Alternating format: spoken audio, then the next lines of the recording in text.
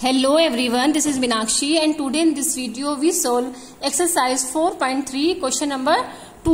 Question number 2 में हमें दिया हुआ है find the roots of the quadratic equations given in question number 1 above by applying the quadratic formula.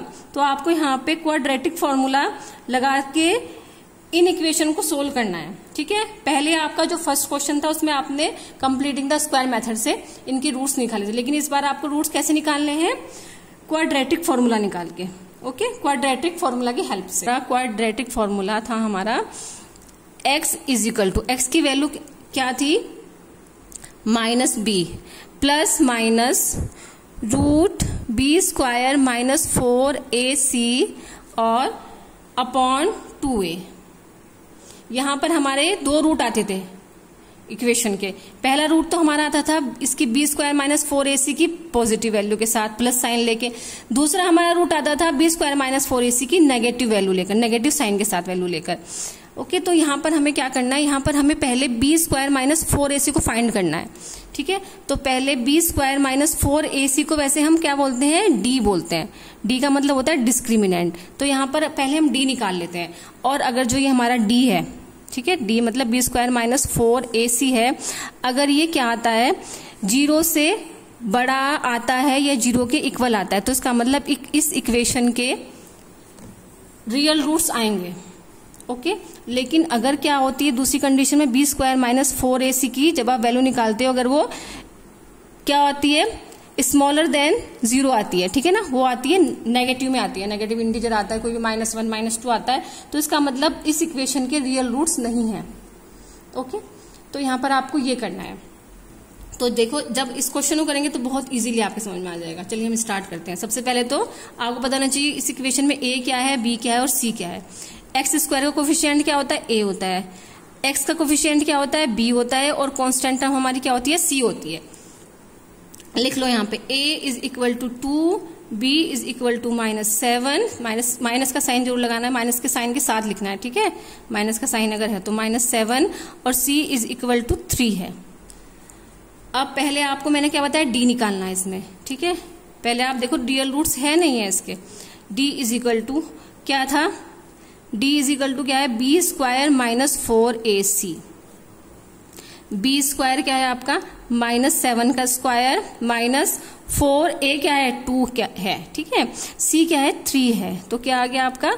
49 minus ये कितना आएगा? 4 3 12 और 12 2 24.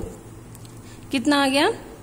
5 और 2, ये आपका आ गया 25. तो यहाँ पे 25 क्या है? 25 इज ग्रेटर देन 0. तो yes, this equation has real roots. तो हम यहाँ पे लिख देंगे कि 25 is greater than 0.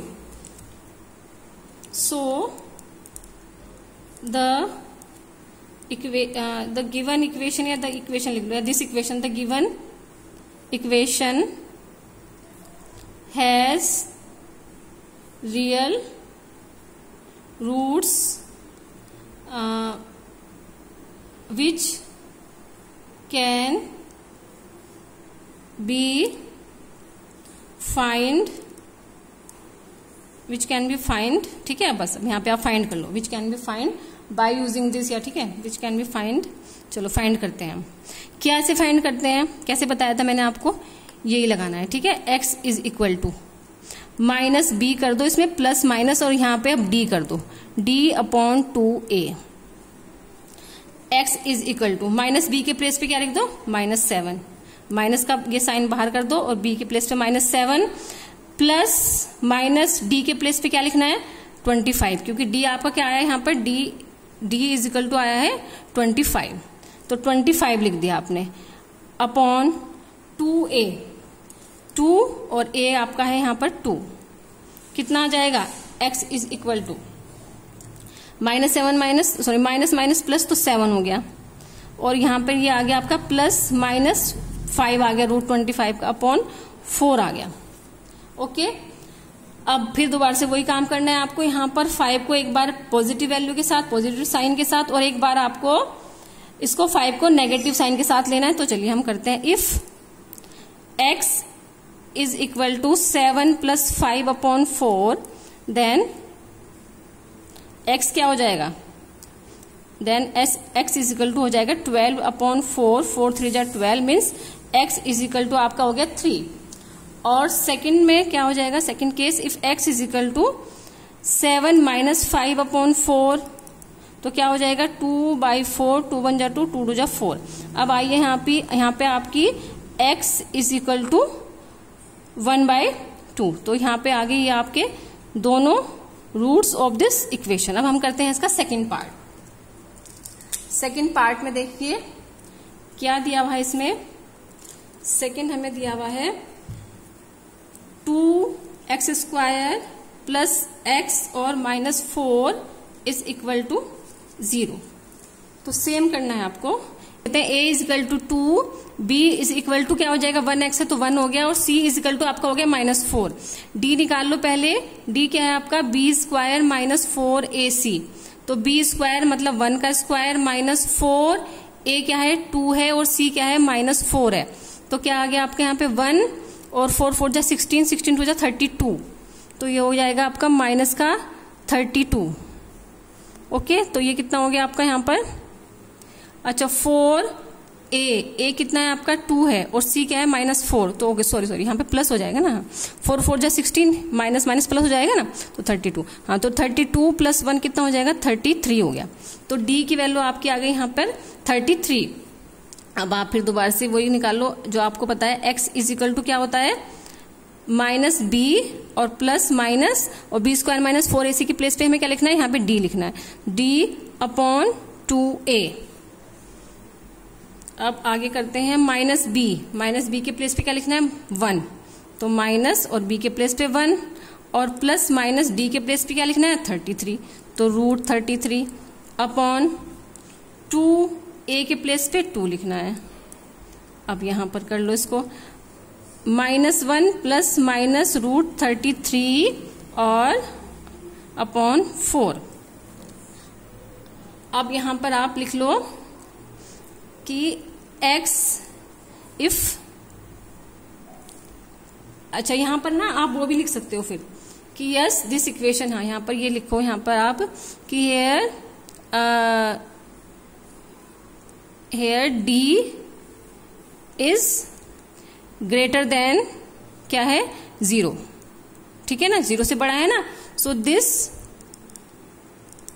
Equation has real roots, okay, which we can find by using this method. अब लिखो यहाँ पे इफ, सबसे पहले मैंने क्या बताया था, x इज इक्वल टू इसको √33 को पॉजिटिव वैल्यू के साथ, तो -1 और प्लस 33 √33/4, तो कितना हो जाएगा यहाँ पर x इज इक्वल टू हो जाएगा, बस ये हो गया, ठीक है, ऐसे लिख लो, इसको लिखना है तो 33 और -1 इधर ले लो /4, तो ये पहला तो इसका रूट आ गया ये वाला। और सेकेंड रूट यहाँ पे क्या आ जाएगा इसका कि if x is equal to -1 और माइनस साइन के साथ ले लो, -33/4, तो क्या आ जाएगा यहाँ पर x इज इक्वल टू आ गया।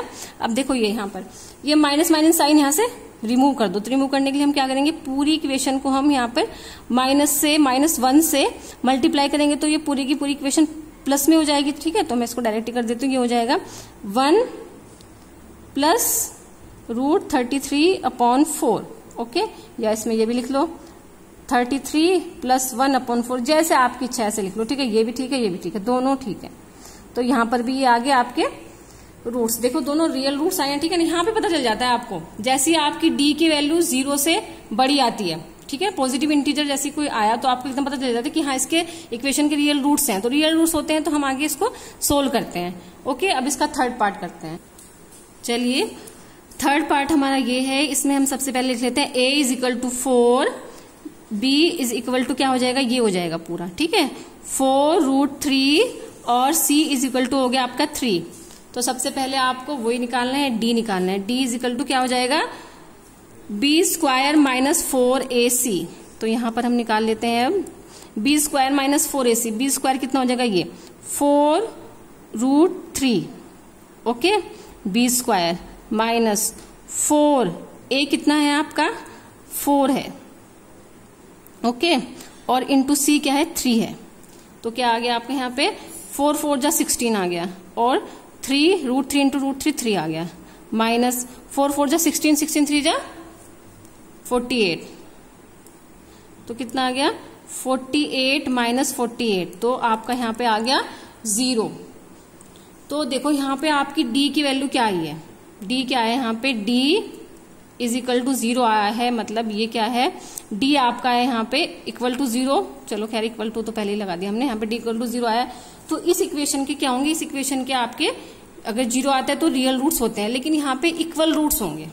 ओके, अगर आप अगले चैप्टर में मैं आपको पढ़ाऊंगी, नेचर ऑफ रूट्स में भी पढ़ेंगे, लेकिन आप अभी यहाँ पे देख लो कि अगर यहाँ पे इसकी d की वैल्यू 0 आती है तो हम यहाँ पे बोलते हैं कि ये जो इक्वेशन है इसके रियल इक्वल रूट्स हैं।